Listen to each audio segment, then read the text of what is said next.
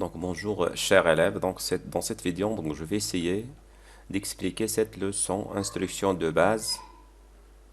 Donc on va commencer. Donc notion de données. Donc les algorithmes agissent sur les données qui peuvent être de types différents. Les constantes numériques, alphanumériques, booléens, vrai ou faux. C'est-à-dire les algorithmes, ils agissent ou bien ils fonctionnent sur les données. Un algorithme, il doit agir sur les données. Donc, les données ils peuvent être de type constante, c'est-à-dire 3, 4, 5, 2,5, ainsi de suite. Ce sont des constantes. Ils peuvent être de type numérique, c'est-à-dire des numéros, soit des entiers, soit des réels, ainsi de suite. Donc, ils peuvent être de type alphanumérique, c'est-à-dire des textes, des caractères, ainsi de suite. Donc, les données peuvent être aussi de type booléen. Booléen, ça veut dire des données ou bien des variables qui peuvent avoir soit la valeur vraie, soit la valeur fausse. C'est-à-dire ne peuvent pas avoir que deux valeurs vraies ou bien faux. Donc, pour définir une donnée, il faut préciser son nom, son type, son utilisation et sa nature. C'est-à-dire une donnée se caractérise par les caractéristiques suivantes: le nom, le type, l'utilisation et aussi la nature. Donc, le nom d'une donnée. Donc, le nom d'une donnée, il sert à quoi? Il sert à désigner la donnée dans l'algorithme. Donc, le nom d'une donnée est formé de quoi? D'une suite de lettres, c'est-à-dire de A à Z, de la lettre A à la lettre Z, de chiffres et de traits de soulignement, c'est-à-dire de chiffres, c'est-à-dire de 0 à 9. Et aussi, il contient peut-être le tiret de soulignement, le tiret 8. Dans le premier, donc voilà, vous voyez ici, donc le premier caractère est obligatoirement une quoi? Une lettre. Donc, le premier caractère doit être une lettre. Donc, premier caractère, une lettre. Il peut contenir, comme je viens de dire, il est formé de quoi? Des lettres. Il est formé des chiffres. Et aussi, il peut être formé de ce qu'on appelle traits de soulignement. Donc, on va voir des exemples. Donc, vous voyez ici, voilà un exemple. Donc cet exemple pré-unitaire donc, commence par ce qu'on appelle une lettre. Donc, vous voyez, il commence par Lyon. Donc, il respecte cette première règle. Donc, la deuxième règle, il est composé des caractères, ou bien ce qu'on appelle des lettres. Donc, il se compose des lettres. Ou bien ce qu'on appelle trait de soulignement. Donc, il se compose de trait de soulignement. Donc, c'est invalable? Non. Donc, on passe ici. Donc, la première lettre, c'est R. Donc, la première règle est bien respectée. Les autres règles, donc, ils se composent de ce qu'on appelle des lettres de A à Z. Donc, c'est invalable. Non, ainsi de suite pour les autres. Donc, ce sont des noms valables. Donc, par contre, ici, donc, ne sont pas des noms valables. Pourquoi? Donc, je vais vous expliquer ça. Donc, pour ce premier-là, donc, il contient un espace. Donc, vous voyez ici, c'est l'espace. Donc, et finalement, donc, on a dit qu'il se compose des lettres, des chiffres, traits de soulignement. On n'a pas dit l'espace. Donc, finalement, c'est pas un nom valable. On passe ici. Donc, il se compose des chiffres, des lettres. Par contre, ici, donc, il respecte la première règle. Donc, le premier caractère, dans ce cas-là, c'est pas une lettre. Donc, c'est un chiffre. On passe au suivant. Donc, la première lettre. Le premier caractère, c'est une lettre, donc c'est bon. Par contre, ici, donc, il se compose de ce qu'on appelle un caractère spécial. La même chose ici, il se compose d'un caractère spécial, le slash. Ici, le and. Donc, dans ce cas-là, tous ces noms, bien, tous ces exemples ne sont pas des noms valables, bien, ne représentent pas des variables, des données, bien, des noms de données valables. Donc, on passe ici à l'utilisation d'une donnée.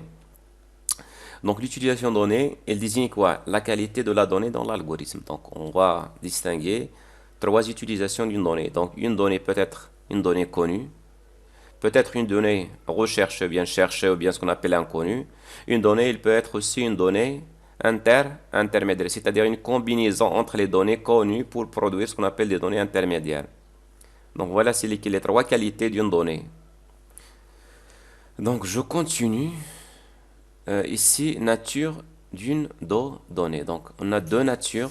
Donc, on a la nature constante et la nature variable. Donc, une donnée peut être de nature constante ou bien d'une nature variable. Donc, une donnée constante, c'est quoi? C'est une donnée fixe qui ne varie pas le long de l'algorithme. Par exemple, le pi 3,14. Donc, c'est une donnée constante. 3,14, c'est toujours fixe. La charge, par exemple, charge élémentaire 1,6 10 à la puissance moins 19, c'est une donnée aussi constante. Donc, pour déclarer maintenant dans l'algorithme une donnée constante, on utilise cette syntaxe. Donc, vous voyez ici la syntaxe. syntaxe qu'on va écrire dans l'algorithme, on va écrire constante, le nom de la donnée égale à la valeur. Et voilà un exemple, constante, je déclare la constante pi qui est égale à la valeur 3,14. Je déclare une autre constante sup égale à 100. Donc je viens de déclarer ici quoi? Deux constantes. Donc c'est une constante, le mot constante. C'est bien? Donc je passe maintenant à variable. Donc une variable c'est quoi? C'est une donnée dont la valeur n'est pas fixe et variable. Donc c'est-à-dire dont la valeur est susceptible d'être changée durant le déroulement de l'algorithme. C'est-à-dire qu'il peut prendre plusieurs valeurs durant l'algorithme. Donc dans l'instruction 1, il a une valeur, on passe à l'instruction 2, il a une autre valeur, l'instruction 3, il a une autre valeur, c'est-à-dire elle change sa valeur durant le déroulement de l'algorithme. Et pour le déclarer ces constantes dans un algorithme, on utilise cette syntaxe. On tape le mot variable pour dire que c'est une donnée de type ou bien de nature variable. Nom de la donnée, deux points, on tape le type. Et on va voir après les types de données. Donc par exemple, je tape variable, je déclare trois variables A, B, C. Donc vous voyez c'est A, B, C de type réel, c'est-à-dire ce sont des données de même type, c'est-à-dire de type réel. Donc je déclare une autre variable qui porte le nom. Non. Deux points, chaîne de caractères, c'est-à-dire un ensemble de caractères.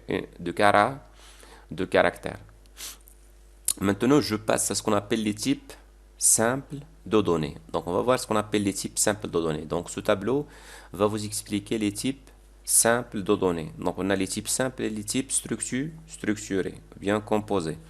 Donc, vous voyez ici ce qu'on appelle une donnée de type entier, c'est-à-dire l'adad sahiha. Donc je passe ici donc une donnée de ce type prend quoi? Ses valeurs dans l'intervalle moins 32 768 à 32 767. Donc on a des données de type réel, c'est-à-dire la. Donc une donnée de ce type prend ses valeurs dans cet intervalle 2,9 10 à la puissance moins 39 à 1,7 10 à la puissance 38. Donc une donnée de type caractère, c'est-à-dire une donnée qui prend un seul caractère. Une donnée de ce type prend ses valeurs dans le tableau des ASCII, donc le tableau des American Standard Code Information Interchange. C'est-à-dire on a déjà vu ça dans la première leçon de l'informatique.